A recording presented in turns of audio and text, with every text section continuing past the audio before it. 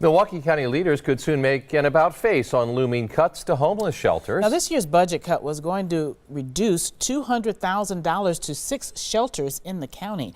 Our Julia Fellow is live from a shelter that was going to see one of the largest cuts of all. Julia.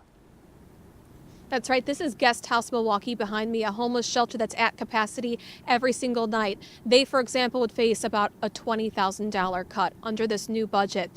County Executive Chris Abele and county board leaders are pointing at each other over how this all happened.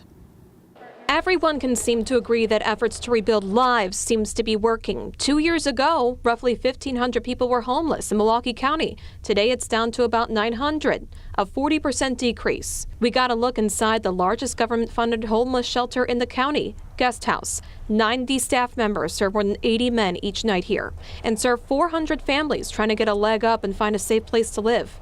Executive Director Cindy Cranbuell explains losing everything can happen to anyone. Someone lost a job, downsizing. Under the new budget, $200,000 in funding would be cut amongst these 6 homeless shelters, the lowest about $7,500 and up to about $60,000.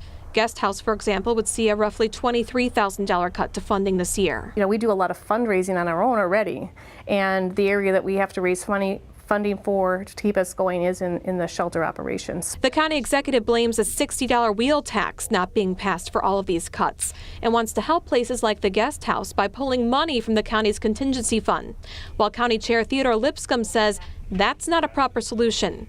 Cranbuell got late word today that there may be a late fix after all. The Housing Division is working to find the money to restore that so that we can keep ourselves whole going into this current year. Which the housing administrators said in this email to all 6 shelters that they would be paid out of contingency funds. And if that's not approved by the county board, we're asking for approval to begin the year at a deficit.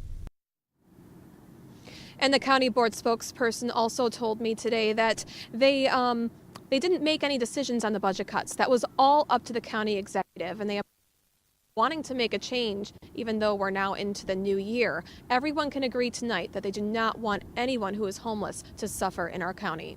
Reporting live at 13th and Juneau, Julia Fellow, today's TMJ4. Yeah, given the weather, very important. Thank you, Julia.